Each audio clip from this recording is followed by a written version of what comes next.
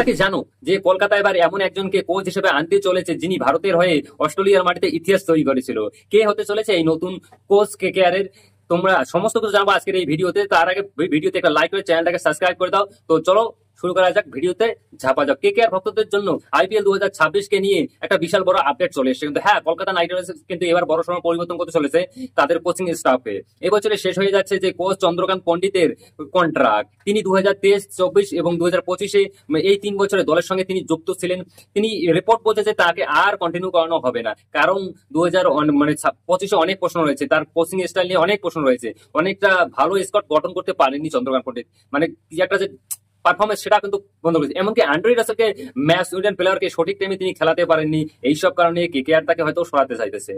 কিন্তু যে নামটা জোরো সরু চলতেছে যে কেকেআর এর নতুন কোচ কে হতে পারে, সেটা হচ্ছে রবি শাস্ত্রী। ভারতীয় প্রাক্তন